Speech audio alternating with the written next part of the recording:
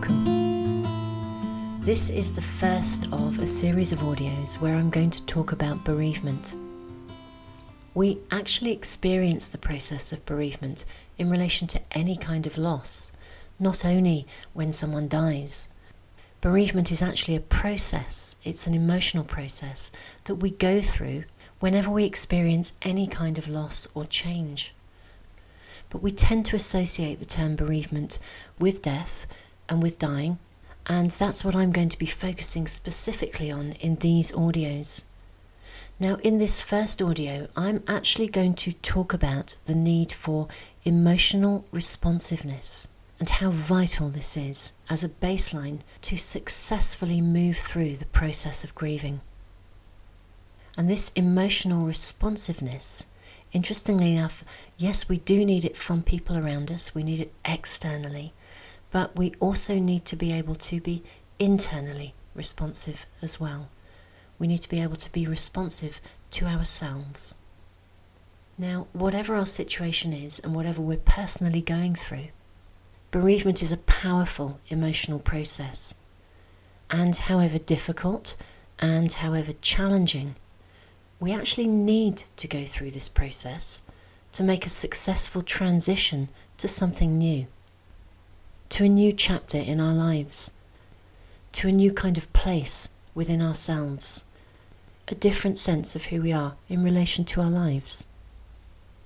Particularly if the person that we've lost was very significant in our life and played an important role for us, there's a lot of adjusting to do. And however strange this may sound, our emotions are actually there to help us. However intense our feelings are, and however powerful our feelings are, they're giving us information so that we can navigate our experiences. I'll say more about this in a moment. It seems to me that in our current time we're living in a culture where many of our more uncomfortable and challenging emotions tend to be rather demonized and blacklisted. Our emotions get labelled and classified as either good or bad, positive or negative. And this means that when we're going through any kind of emotionally challenging period in our lives, even if our emotions are a completely natural response to the kind of things that are going on, it's really hard to feel that the way that we're feeling will be socially acceptable. We can end up feeling that it isn't safe to show any of our more vulnerable feelings.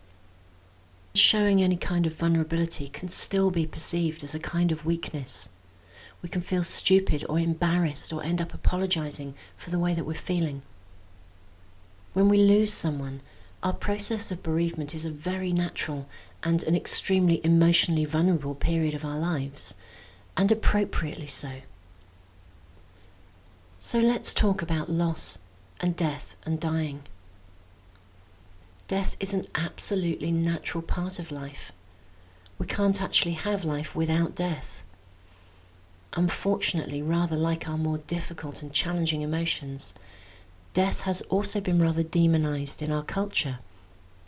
And so when we experience an acute loss, we're frequently ill-equipped to deal with the way that we're left feeling.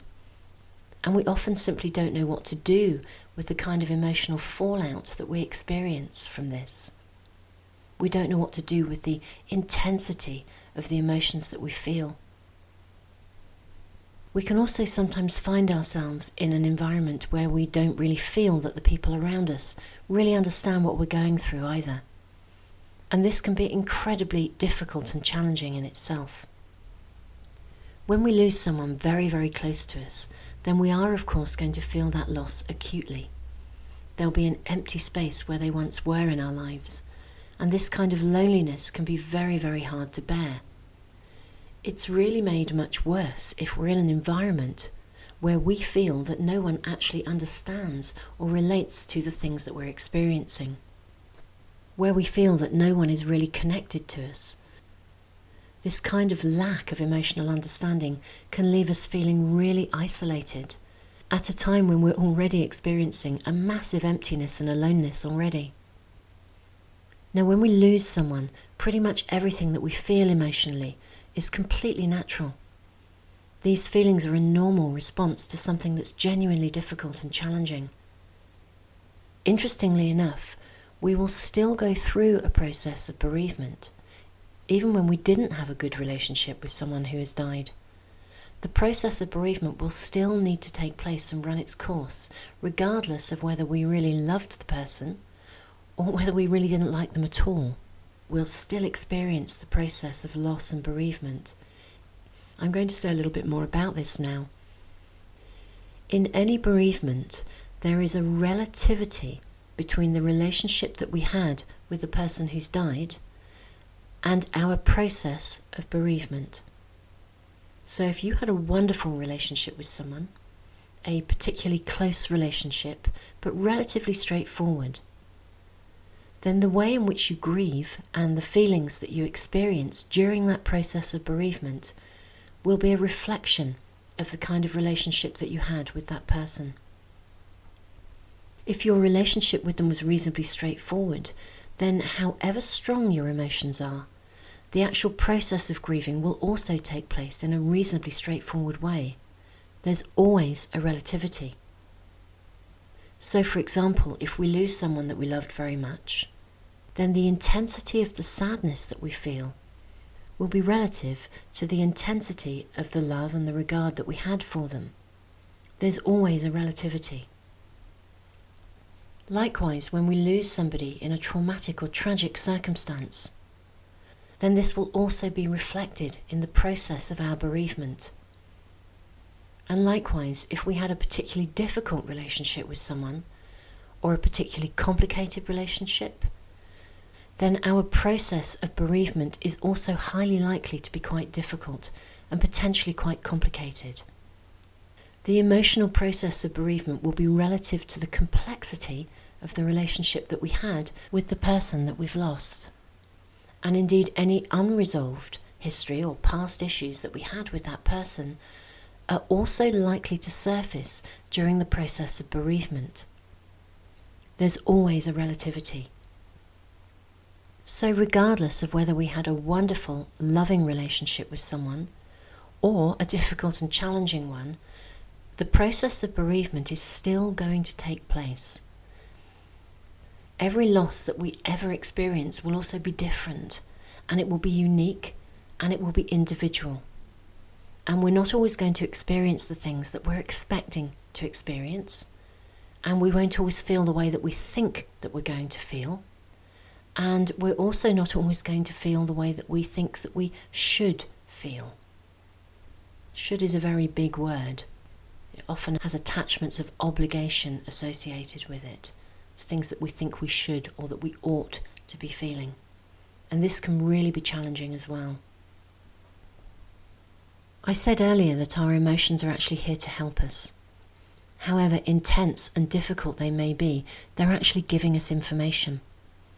And the information they give us is there to help us to navigate our life experiences. And this includes any losses that we might experience during our lifetime. If you think about it, it's actually our emotions that give definition to our experience of life. It's through our emotions that we evaluate all of our life experiences. When we talk about quality of life, we're talking about the way that we feel. Everything that we do and everything that we engage in on a daily basis is continually evaluated through our emotional experience.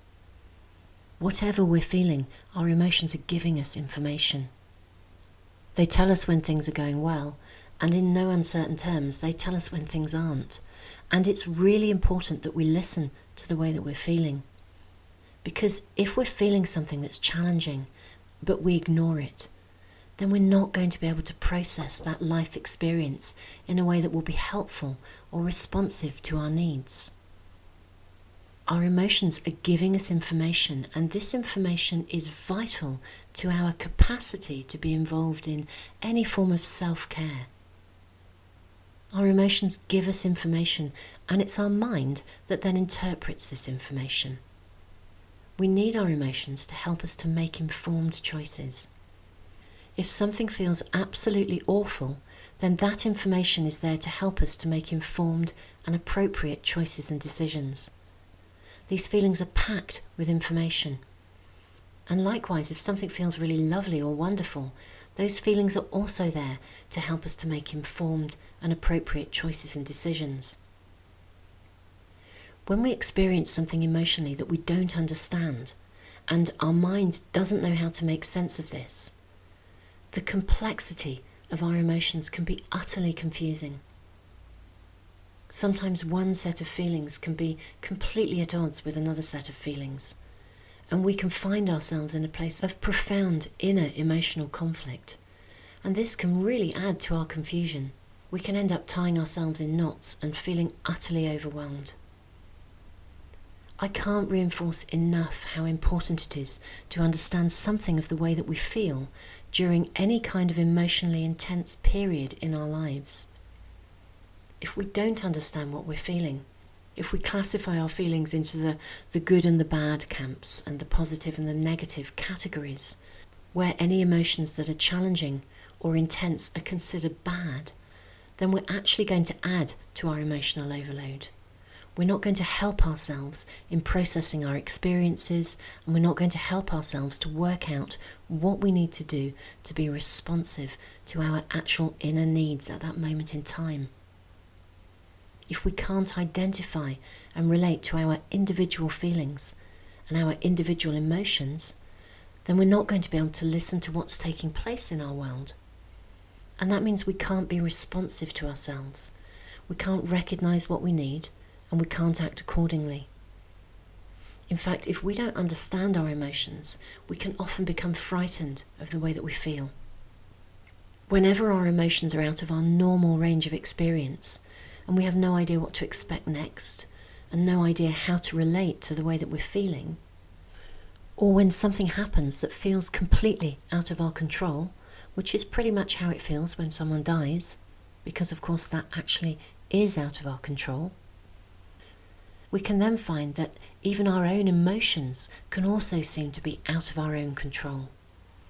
And this can generate a huge amount of additional anxiety on top of the issues that we're already trying to deal with. It's like a secondary package of emotions, and these are generated on top of the difficult and complicated feelings that we already have.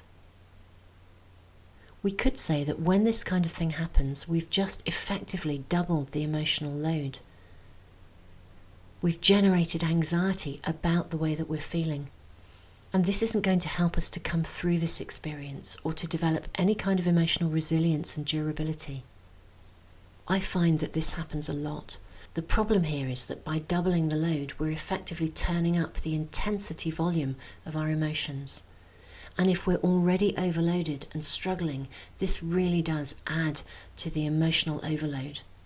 We're feeding the problem and we're fueling the fire. And the intensity of our feelings can spiral. So I think we can see how incredibly important it is to understand what we're feeling, and just how incredibly important it is to be able to develop a healthy relationship and a healthy dialogue between our mind and our emotions. We need to develop some kind of emotional language that will enable us to do that.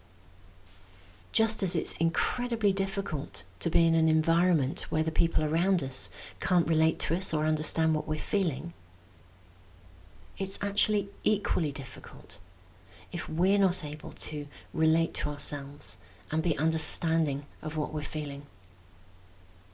So bereavement is an emotional process, and although it's a process that's initiated and set into motion by something external and by something that's out of our control, it's actually an internal process, and it's a process that's actually serving a purpose. Learning to understand our emotional experiences during this vital process is incredibly important. For this to take place and run its course successfully, we need to experience an appropriate level of responsiveness to the way that we feel, and we need this responsiveness to come not only from others around us and from outside of us, to have external responsiveness, but we also need to be responsive with ourselves. We need an internal responsiveness as well.